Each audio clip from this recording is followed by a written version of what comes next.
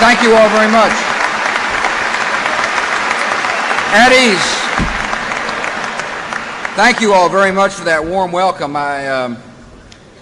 General Myers, thank you. General Bunning and General Casey, Secretary Marsh, Congressman Goodlatte, Albert Beveridge, members of the Corps of Cadets, distinguished guests, ladies and gentlemen. I want to thank you for your warm welcome, and thank you for inviting me to one of America's great institutions.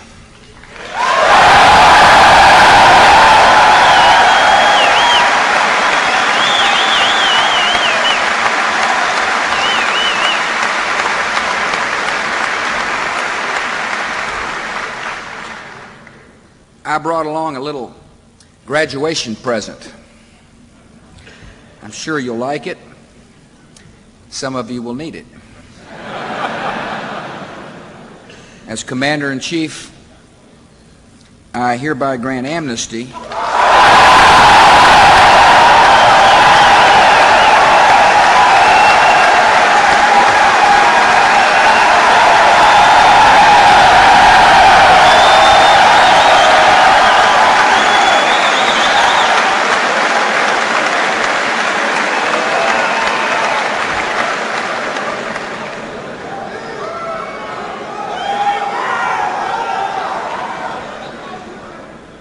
General Bunning. I'm sure you can tell who needed it.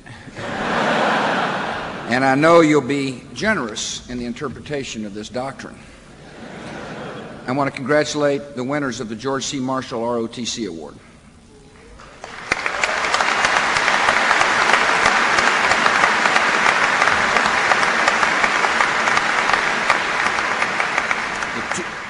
The more than 260 young men and women who represent the winners represent the best of our country and the best future for the United States Army. You stand out among the nearly 30,000 young Americans who are today enrolled in the Army ROTC, the officers who will serve in the military of the future and one day will lead it. A majority of the Army's current officers started out in the ROTC. For nearly 90 years, this great program has developed leaders and shaped character. Those looking for idealism on the college campuses of America will find it in the men and women of the ROTC.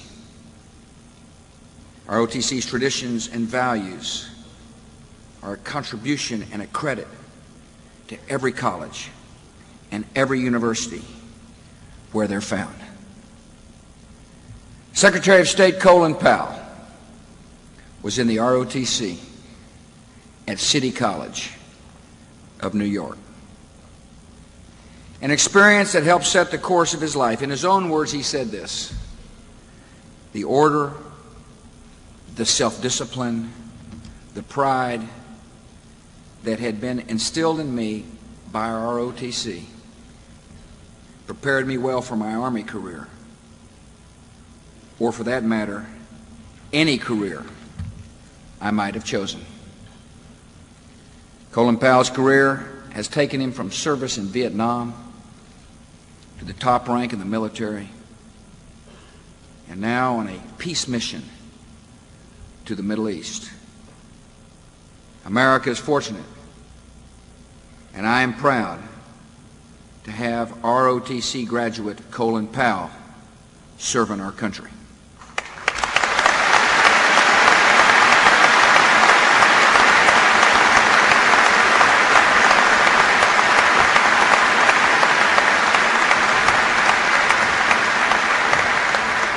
Only one other Army general has gone on to serve as Secretary of State, and that was George Marshall himself, VMI's highest-ranking cadet in the class of 1901. As Army Chief of Staff, General Marshall became the architect of America's victory in the Second World War. He fought tenaciously against our enemies and then worked just as hard to secure the peace.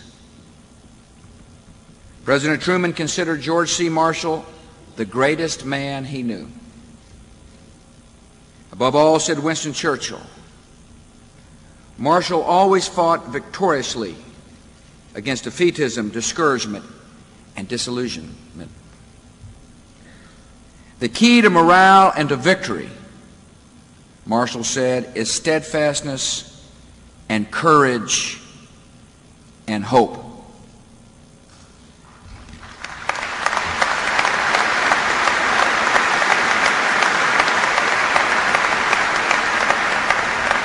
And today we are called to defend freedom against ruthless enemies. And once again, we need steadfastness, courage, and hope.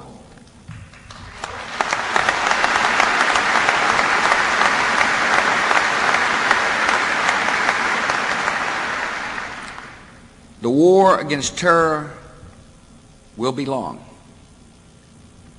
And as George Marshall so clearly understood, it will not be enough to make the world safer. We must also work to make the world better. In the days just after September the 11th, I told the American people that this would be a different war, fought on many fronts. Today around the world, we make progress on the many fronts. In some cases, we use military force. In others, we're fighting through diplomacy, financial pressure, or special operations. In every case, we will defeat the threats against our country and the civilized world.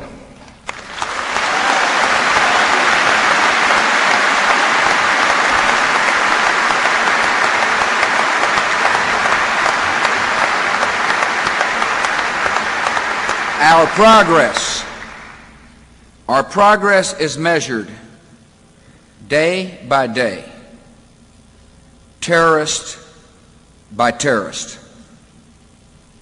We recently apprehended one of al-Qaeda's top leaders, a man named Abu Zubaydah.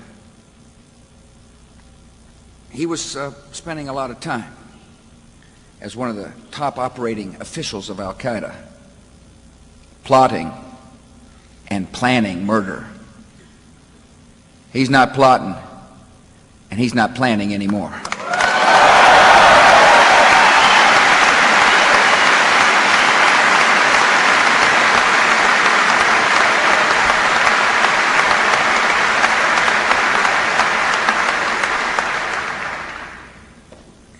He's under lock and key, and we're going to give him some company.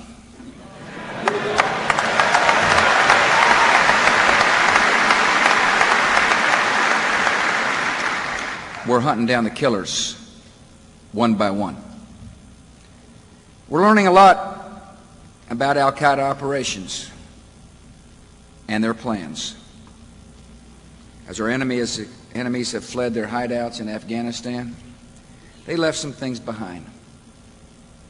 We found laptop computers, and drawings, and maps, and through them are gaining a clearer picture of the terrorist targets and their methods. Our international coalition against these killers is strong and united and acting. European nations have frozen almost $50 million in suspected terrorist assets, and that's important. Many European states are taking aggressive and effective law enforcement action to join us in rounding up these terrorists and their cells. We're making good progress. Yet it's important for Americans to know this war will not be quick, and this war will not be easy. The first phase of our military operation was in Afghanistan, where our armed forces continue to perform with bravery and with skill. You got to understand that as we routed out the Taliban, they weren't sent in to conquer. They were sent in to liberate. And they succeeded. And our military makes us proud.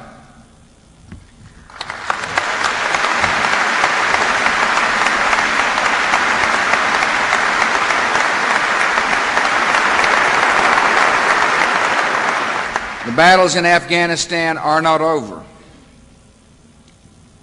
American and Allied troops are taking risks today in what we call Operation Mountain Lion, hunting down the Al-Qaeda and Taliban forces, keeping them on the run. Coalition naval forces in the largest combined flotilla since World War II are patrolling escape routes and intercepting ships to search for terrorists and their supplies. As the spring thaw comes, we expect cells of trained killers to try to regroup, to murder, create mayhem, and try to undermine Afghanistan's efforts to build a lasting peace. We know this from not only intelligence, but from the history of military conflict in Afghanistan. It's been one of initial success, followed by long years of floundering and ultimate failure. We're not going to repeat that mistake.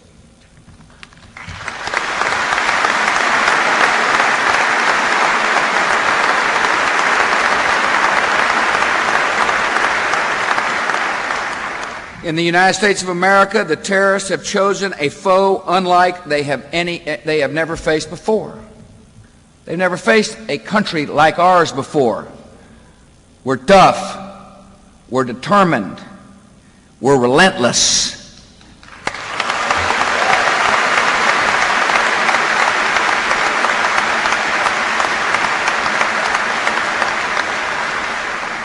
We will stay until the mission is done.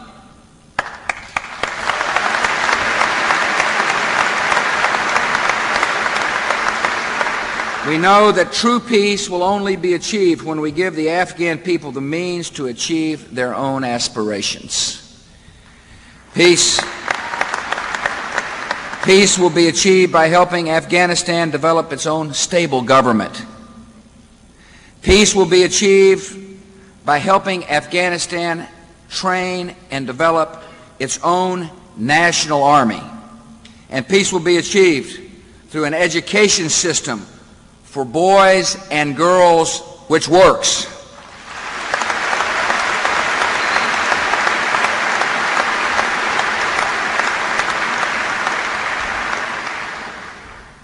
We're working hard in Afghanistan. We're clearing minefields. We're rebuilding roads. We're improving medical care. And we will work to help Afghanistan to develop an economy that can feed its people without feeding the world's demand for drugs.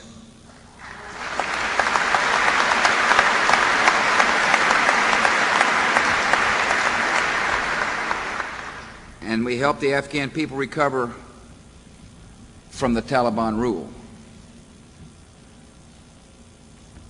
And as we do so, we find mounting horror, evidence of horror.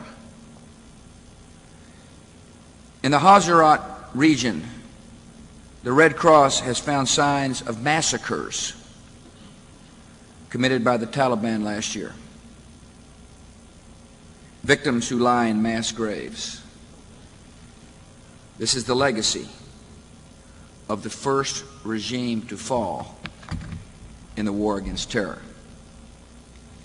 These mass graves are a reminder of the kind of enemy we have fought and have defeated. And they are the kind of evil we continue to fight. By helping to build an Afghanistan that is free from this evil and is a better place in which to live, we are working in the best traditions of George Marshall.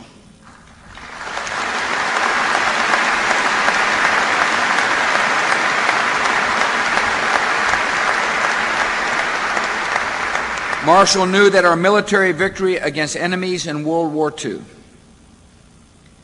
had to be followed by a moral victory that resulted in better lives for individual human beings. After 1945, the United States of America was the only nation in the world strong enough to help rebuild a Europe and a Japan that had been decimated by World War II. Today, our former enemies are our friends, and Europe and Japan are strong partners in the rebuilding of Afghanistan. This transformation is a powerful testimony to the success of Marshall's vision and a beacon to light the path that we too must follow. In the second phase of the war on terror, our military and law enforcement intelligence officers are helping countries around the world in their efforts to crack down on terror within their borders. Global terrorism will be defeated only by a global response. We must prevent Al-Qaeda from moving its operations to other countries. We must deny terrorists the funds they need to operate. We must deny them safe havens to plan new horrors and indoctrinate new recruits. We're working with Yemen's government to prevent terrorists from reassembling there. We sent troops to help train local forces in the Philippines to help them defeat terrorists trying to establish a militant regime. And in the Republic of Georgia, we provide temporary help to its military as it routes out a terrorist cell near the Russian border. Wherever global terror threatens the civilized world, we and our friends and our allies will respond, and will respond decisively.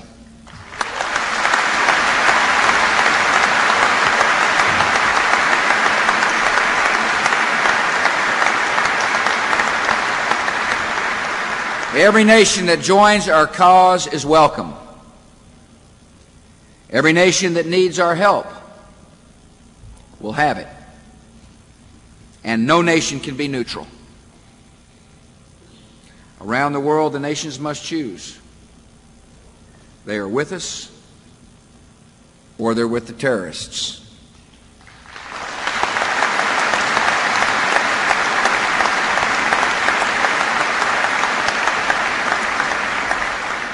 And in the Middle East, where acts of terror have triggered mounting violence, all parties have a choice to make. Every leader, every state must choose between two separate paths: the path of peace or the path of terror. In the stricken faces of mothers, Palestinian mothers and Israeli mothers, the entire world is witnessing the agonizing cost of this conflict. Now every nation and every leader in the region must work to end terror.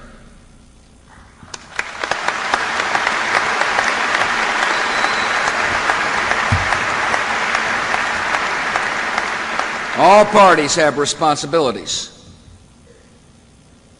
These responsibilities are not easy, but they're clear. And Secretary of State Powell is helping make them clear. I want to thank Secretary Powell for his hard work at a difficult task.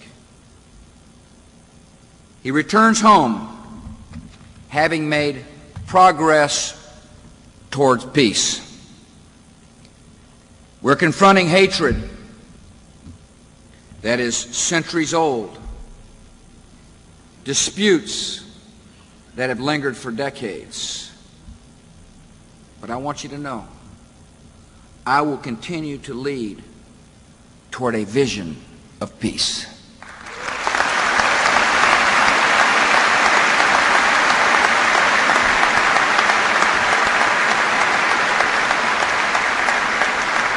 We will continue to remind folks they have responsibilities in the short run to defuse the current crisis. The Palestinian Authority must act on its words of condemnation against terror.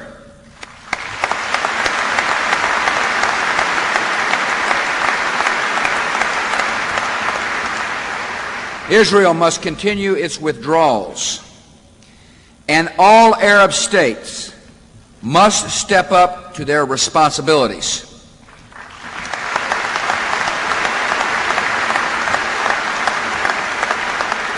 The Egyptians and Jordanians and Saudis have helped in the wider war on terrorism, and they must help confront terrorism in the Middle East.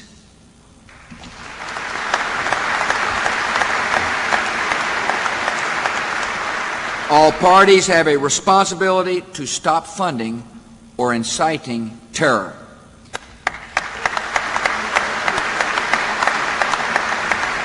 And all parties must say clearly that a murderer is not a martyr.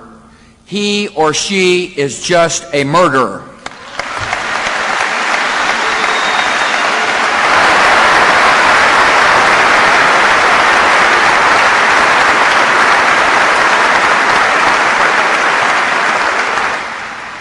And all parties must realize that the only vision for a long-term solution is for two states, Israel, Palestine, to live side by side in security and in peace.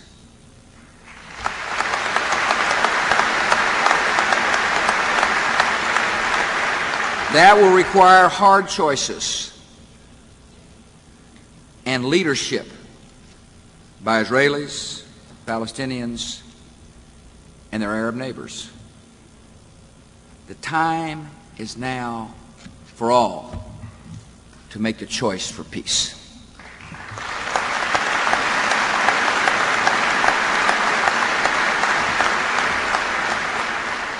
And finally, the civilized world faces a grave threat from weapons of mass destruction.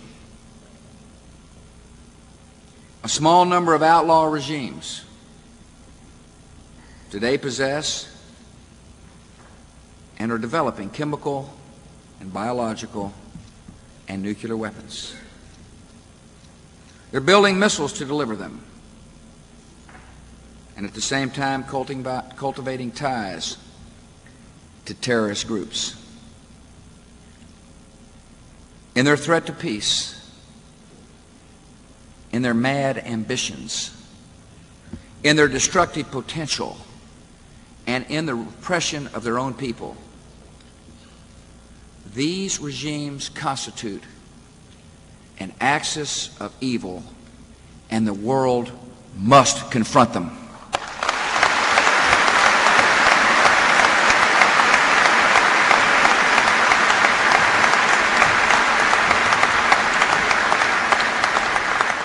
America, along with other nations, will oppose the proliferation of dangerous weapons and technologies. We will proceed with missile defenses to protect the American people, our troops, and our friends and allies. And America will take the necessary action to oppose emerging threats. We'll be deliberate, and we will work with our friends and allies. And as we do so, we will uphold our duty to defend freedom.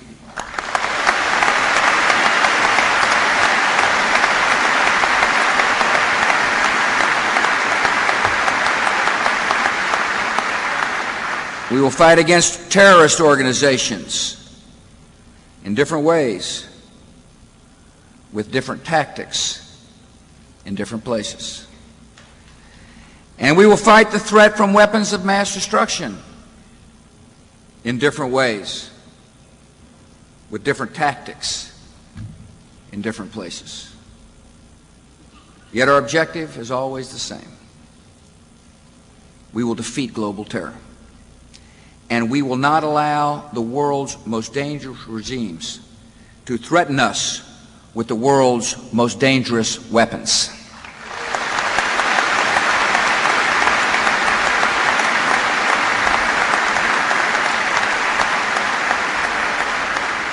America has a much greater purpose than just eliminating threats and containing resentment,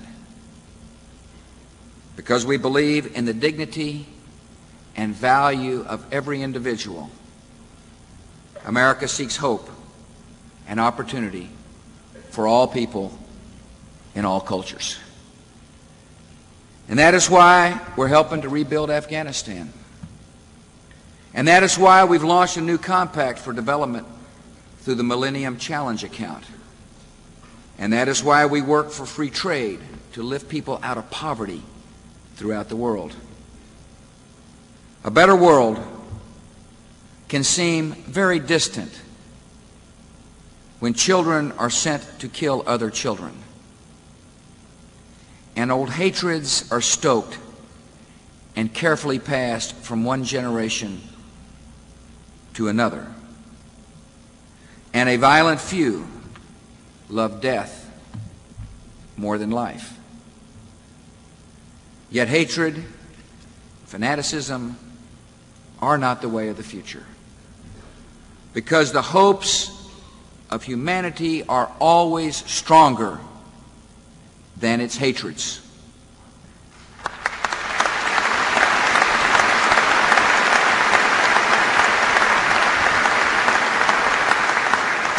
And these hopes are universal in every country, and in every country, in every culture. Men and women everywhere want to live in dignity, to create and build and own, to raise their children in peace and security. The way to a peaceful future can be found in the non-negotiable demands of human dignity. Dignity requires the rule of law, limits on the power of the state, respect for women, private property, equal justice, religious tolerance. No nation owns these principles. No nation is exempt from them. 60 years ago, few would have predicted the triumph of these values in Germany and Japan. 15 years ago, few would have predicted the advance of these values in Russia. Yet Americans are not surprised. We know that the demands of human dignity are written in every heart. The demands have a power and momentum of their own, defying all pessimism, and they are destined to change lives and nations on every continent. America has acted on these hopes throughout our history. General George Marshall is admired for the war he fought, yet best remembered for the peace he secured. The Marshall Plan, rebuilding Europe and lifting up former enemies, showed that America is not content with military victory alone. Americans always see a greater hope and a better day. and America sees a just and hopeful world beyond the war on terror.